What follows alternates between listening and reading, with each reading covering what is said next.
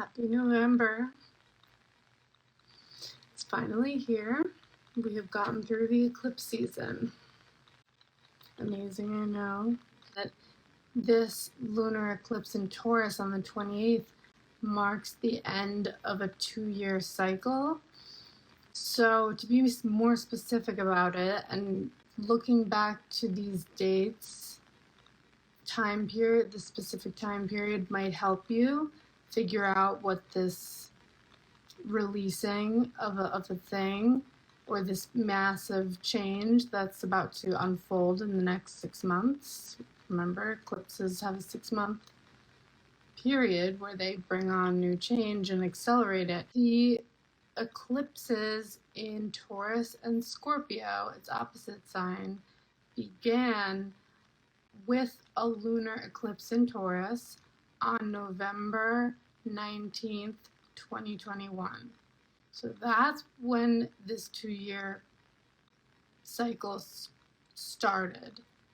It might have been building up a little bit before that, but basically that. And then this October 28th eclipse, also a lunar eclipse in Taurus, and then all through 2022, it was Taurus, Scorpio eclipses. So this is the period of time, almost exactly 2 years, of what I'm talking about when I say 2-year cycle. So now that we've got that cleared up, all of us are on sort of a razor's edge right now. But to summarize the razor's edge point really quickly, with the culmination of this 2-year practicality focused, for lack of a better word, anything we haven't done to secure our lives financially or to make ourselves feel as comfortable as we want to feel is so highlighted right now. So we're realizing where we've fallen short, and yet there's not much we can do to stop the flow of activities or press pause right now. Things are moving, and it almost feels like we're drowning in a certain respect. And that is why I'm using the razor's edge analogy or metaphor or whatever you want to call it. It almost feels like the hits just keep on coming. I'm not trying to be a downer here. Everything's in Scorpio and Taurus for all of this beginning of November. Really, the low point of the month is November 18th. So if you're feeling depressed in the doldrums, it's not just you. I'll just put it that way. Hopefully that will make it better. I know no one reads anymore. Everyone is into the TikToks. I don't do that. I don't even know how to use the internet, really, if I'm being honest. Read a book. Read Lady Chatterley's Lover. She was on the razor's edge. That's right. D.H. Lawrence was a Virgo, so he knows what he's talking about. I mean, that it's being on that razor's edge, that emotional, heart-pounding urgency. Watch the movie if you don't want to read the book. I don't know. Figure it out. But please, read the book. The book's better. But it's this urgency between, she's this Lady Chatterley, but she's in love with, the gamekeeper, the stable boy, whatever you want to call it, who's lower class than her, and it's going to rock the whole boat, and her husband won't grant her the divorce if it all comes out, and she's pregnant, she doesn't know what to do, but she's in love with this man. Does she go for the love and fuck her whole life up in a tangible, material way, Taurus? Or does she go with the love? Also an asset. Don't forget, love is an asset. To have a loyal partner that loves you and cares for you, that's an asset. The harder part to accept in these early weeks of November is the self-judgment of maybe where we're not at or where we're not ready to be at. Just acknowledge and accept whatever your circumstances are on a material level right now, and that can be hard. What I'm trying to highlight is that self-judgment can motivate you, or you can project it onto others, which is not helpful, but we all do it. Projection is it's not gaslighting. That's a different thing. Projection is just an unconscious defense mechanism when we feel insecure about whatever it is we're feeling insecure about. So we say, oh, look at this person who doesn't have their shit together, and oh, look at that person who doesn't have their shit together. Or we're telling, if it's our partner or close friend, I don't think you have your shit together. Don't do that. Virgo loves to call people out, and so does Scorpio. Loves it. Those two, ooh, they're harsh. They're harsh on themselves, and they're harsh on others. It's Libra and Taurus and Scorpio. They are the judge, jury, and executioner, man. They are not easy. Not an easy audience. They are perfectionists. They are go get it, you know. Sagittarius is nice, and we need that breath of fresh air come end of November when we're really down and we're really in the mud. It feels like mud, especially as we build up to the 18th. So we want to not be so harsh right now, and that's hard to do when you have no fire, because fire signs give you the ability to bounce back. That's the beauty of the fire signs. Aries, Leo, and Sag. Oof, they warm you up. Of course, they can burn your house down too. Don't forget that. But they warm you up, and they give you that ability to, you know, take that insult, brush it off, fix it up, and get back out there. Britney Spears, Sagittarius. Dust it off. Do your Instagram, whatever you want to do. It's Britney, bitch. That's the Sag energy. When you have Scorpio energy is Kris Jenner. She's ultimate Scorpio. Anna Wintour, powerhouse Scorpio. That energy is more like bottom line, but business is personal. It's not fun, it's serious. How can you find this middle ground between judging yourself in a way that motivates you, I guess? You know, not drowning in the self-critical voices saying, I need to do more, I didn't do this, oh my God, these 2 years have gone by, and I'm not here, and I haven't gotten there with this part of my life or that, and this still has to get figured out, and that still isn't set in stone, and, you know, maybe I've gotten X, Y, and Z done, but, you know, A and B and C are still not totally ironed out yet.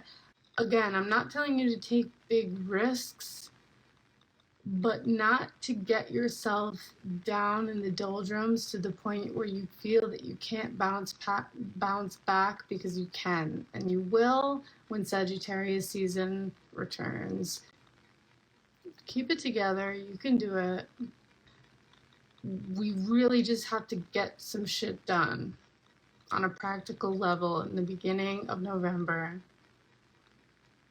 And it's not going to be easy. But be easy on yourself. That's all I can really say for now. I don't want to go on and on forever. But we're all a little bit lost right now, and that's okay.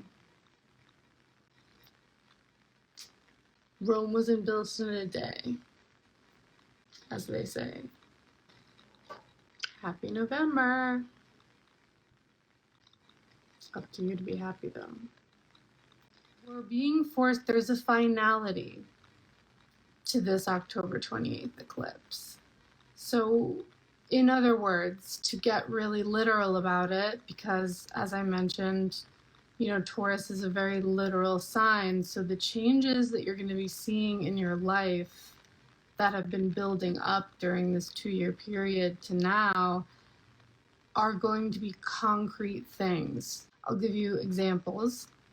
So one could be, you know, your lifestyle is just completely going to change, your day-to-day life. Maybe you haven't been working during that 2-year cycle, or you were working mostly from home,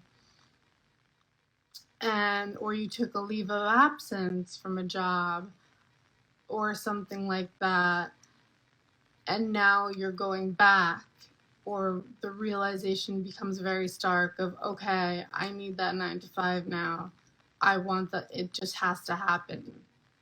It's enough of this. Or the flip side, maybe you've been really grinding at a 9 to 5, and now you're realizing, okay, it's time for me to move on from this, work at home, get a promotion, either move up or move out. Same thing with a living situation. It could be a big move that's coming to fruition. You could have been in a business or financial arrangement, particularly again with Taurus and Scorpio being the money signs. Mark Zuckerberg, I see you.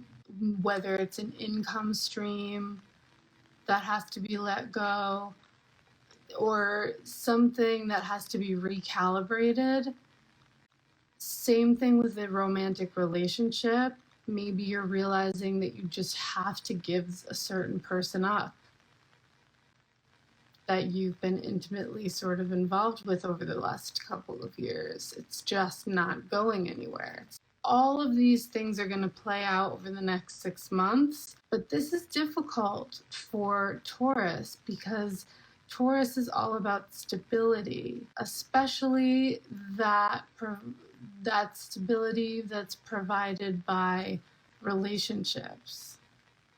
Whether or not someone's putting in enough effort into a business, into a relationship, that's a big theme. We're not exactly overly optimistic about the change right now, because Taurus and Scorpio, they want to be those fixed signs, stage 5 clingers to the status quo.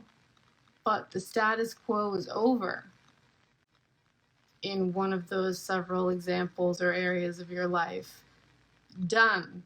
The last 2 years, November 2021 to now, that's done now. You gotta keep on moving on. This will become easier, much easier with Sagittarius season on November 22nd. Sagittarius is all about moving on. What time is it? Next. They don't have any time for that. Mars will be there on the 24th in Sag as well, further boosting our desire to move on from whatever the dynamics are. But during these first few weeks of November, the more you cling to the thing that's about to change, the more overwhelming the realization is going to become that this change is how inevitable this change is, basically. A lot of Uranus aspects this month in November, especially the first 3 weeks. A lot of shocks, surprises, so we might have to, take it on the chin a little bit or humble ourselves and to prepare, basically, for the next 6 months, which is going to really be a whole new way of life. It's exciting, really. It shouldn't be something to be afraid of, but it's definitely something that you want to think consciously about and process, all of the things to do with the ending of this 2-year period and moving on from it in a way that's graceful and tactful. Does involve a bit of distraction sometimes, and I think that Sagittarius and Gemini are expert at that when it comes to, okay, I've been stewing over this and this is a problem and it's not going anywhere. Let's just go get drinks. Let's go have fun. Let's go to the bar. Let's go have a party. Let's That's Gemini and Sagittarius. You need a friend like that. Everybody does. So do it. Lunar Eclipse Challenge, November 2023. Can't believe it's already been 2 years. Just go get a drink. Have fun. Don't worry about it. Come late November, you'll be in a whole nother mood. Trust me.